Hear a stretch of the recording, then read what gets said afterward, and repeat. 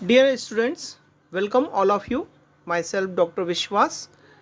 Today we will study about James II and about the Glorious Revolution in England. The Glorious Revolution, also called the Revolution of 1688 and the Bloodless Revolution, took place from 1688 to 1689 in England. It involved the overthrow of the Catholic King James II, who was replaced by his Protestant daughter Mary II and her husband, Dutch husband William III और William of Orange. Dear students, चलिए कुछ questions देखते हैं MCQs जो आपके लिए बहुत फ़ायदेमंद रहेंगे। फर्स्ट क्वेश्चन क्या है, चलिए देखते हैं।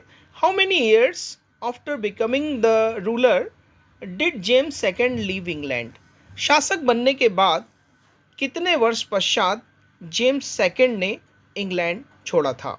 तो इसका आंसर होगा आफ्टर 3 ईयर्स, क्योंकि 1685 टू 88 इसका टेन्योर है एज अ किंग। चलिए जानते हैं सेकेंड क्वेश्चन। चार्ल्स सेकेंड के बाद उसका रिलेशन में क्या लगता था जो अगला शासक बना था? After Charles second his dash became the ruler of England brother, son, nephew और daughter? Then answer will be brother, because क्योंकि चार्ल्स सेकेंड का कोई वैलिड सन नहीं था, इसलिए उसका भाई जेम्स सेकेंड शासक बनता है। अगला प्रश्न इस प्रकार है, in which country of Europe did the glorious revolution take place? Very simple answer, in England. England के किस शासक के शासनकाल में वैभवपूर्ण क्रांति हुई थी? तो इसका आंसर होगा जेम्स सेकेंड, 1688-89 में हुई थी। इंग्लैंड में वैभवपूर्ण क्रांति किस वर्ष हुई थी? 1688। चलिए आगे कुछ क्वेश्चंस को जानते हैं। क्वेश्चन नंबर 6 इस तरह से है कि ये शब्द किसने कहे थे? Who said these words and from home? किसने किसके लिए कहे थे कि जब मेरी मृत्यु हो जाएगी और मैं नहीं रहूँगा, तब मैं नहीं जानता कि मेरा भाई क्या करेगा जब वह राजा बनेगा, तो मुझे भय है कि कहीं उसे सुदूर यात्रा पर जाने के लिए विवश ना कर दिया जाए। तो जैसा कि इससे क्लियर होता है, अभी मैंने पहले क्वेश्चन में बताया है कि चार्ल्स सेकेंड के बाद उसका भाई जेम्स सेकेंड शासक बनता है, तो ये शब्द चार्ल्स सेकेंड ने अपने भाई जेम्स सेकेंड के लिए ही कहे थे। अगला प्रश्न चलिए देखते हैं। जेम्स सेकेंड के समय जो 7 पादरी थे जिन्हें अरेस्ट कर लिया गया था पहले, बाद में जब उनको फ्री किया गया तो उन्होंने तुरंत इसकी एक मीटिंग की और उस मीटिंग में किसको डिसाइड किया था कि वो इंग्लैंड का किंग बने? तो उन लोगों ने जेम्स सेकेंड के दामाद विलियम ऑफ ऑरेंज को नियुक्त किया था, उसको अपने मनोनीत किया था कि हम इसको अपना शासक बनाना चाहिए या बनाना चाहते थे। चलिए, विलियम ऑफ ऑरेंज किस देश का शासक था? हॉलैंड। विलियम ऑफ ऑरेंज किसका दामाद था? जेम्स सेकेंड का वह दामाद था। विलियम ऑफ ऑरेंज किस देश के विरुद्ध इंग्लैंड का साथ चाहता था? आपको मैं बताना चाहूँगा कि जिस समय 7 पादरियों के द्वारा एक निमंत्रण भेजा जाता है विलियम ऑफ ऑरेंज के पास कि आप आइए और इंग्लैंड का शासक बनिए, तो उस समय विलियम ऑफ ऑरेंज यानी हॉलैंड का फ्रांस से युद्ध चल रहा था और ये बिल्कुल तय था कि अकेले हॉलैंड फ्रांस से निपट नहीं सकता था, इसलिए विलियम ऑफ ऑरेंज ने इस प्रस्ताव को सहर्ष स्वीकार कर लिया। अगला क्वेश्चन है, ये पंक्तियाँ किसने कही थी? God be merciful, I am my own children have forsaken me. ये बात जेम्स सेकेंड ने कही थी और उस समय कही थी जब वह विलियम ऑफ ऑरेंज का सामना करने के लिए अपनी सेना के साथ चलता है, तो बहुत से लोग उसका साथ छोड़कर विलियम ऑफ ऑरेंज की तरफ मुड़ जाते हैं, उससे मिल जाते हैं।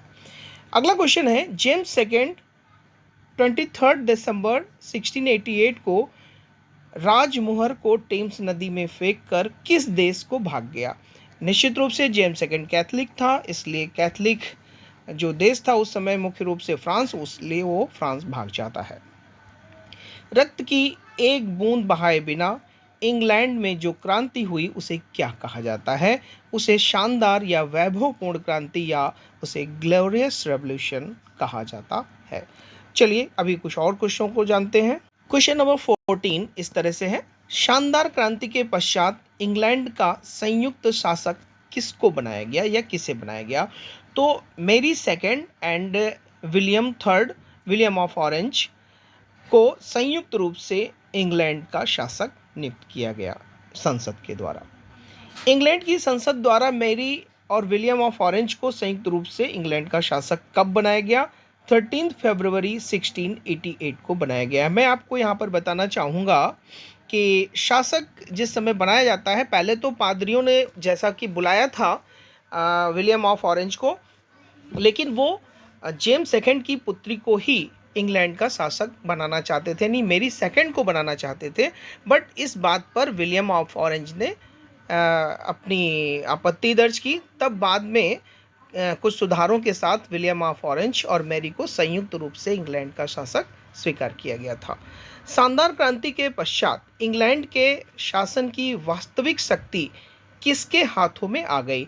निश्चित रूप से उन दोनों को अब जैसा कि आप देख चुके हैं कि जो जेम्स सेकंड होता है वो इंग्लैंड छोड़कर भाग जाता है, क्योंकि पार्लियामेंट उस पर हावी हो जाता है और पार्लियामेंट ने ही मेरी और विलियम ऑफ ऑरेंज को कॉल किया था for the becoming the king of England. तो इस तरह से सारी शक्ति अब पार्लियामेंट के हाथ में, इंग्लैंड की पार्लियामेंट के हाथ में आ जाता है। क्वेश्चन नंबर 17 इस तरह से, बिल ऑफ राइट्स 16 दिसंबर 1689 को जो पारित किया जाता है ने राजा को पूरी तरह से किस पर निर्भर कर दिया? पार्लियामेंट ऑफ इंग्लैंड यानी इंग्लैंड की संसद पर पूरी तरह से निर्भर कर दिया था राजा और रानी। चलिए कुछ क्वेश्चंस को और देखते हैं। इंग्लैंड में जिस कमरे में मंत्रियों की मीटिंग होती थी उसे क्या कहा जाता था? आपको मैं बता दूं कि मंत्रिमंडल को कैबिनेट कहा गया, जो क्योंकि जिस कमरे में मंत्री की या मिनिस्टर्स की जो मीटिंग होती थी उसे कैबिनेट कहा जाता था। बाद में उसी के नाम पर मंत्रिमंडल का नाम कैबिनेट पड़ गया। सेटलमेंट एक्ट इंग्लैंड की संसद में किस वर्ष पारित किया गया?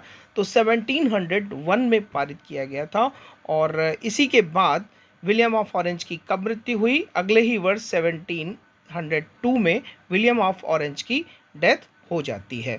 तो इस तरह से पूछा जाता है जेम्स सेकंड के बारे में। बहुत सारे क्वेश्चंस आते हैं, आपकी परीक्षा की दृष्टि से बहुत ही उपयोगी हैं। आप सभी इसको बहुत ध्यान से क्वेश्चंस को रिवीजन करें और इससे संबंधित और भी प्रश्नों को जानने की कोशिश करें। चलिए मिलते हैं अगले वीडियो में। मेरा आप सभी से एक पुनः अनुरोध है कि आपको इसके संबंध में जो कमेंट करने हैं कमेंट बॉक्स में करें और इसे लाइक अवश्य करें, और जिन लोगों ने अभी तक सब्सक्राइब नहीं किया है वो सब्सक्राइब कर लें ताकि मेरे अगले वीडियोस आप तक पहुंच जाएं आसानी से। Okay, till then bye bye all of you.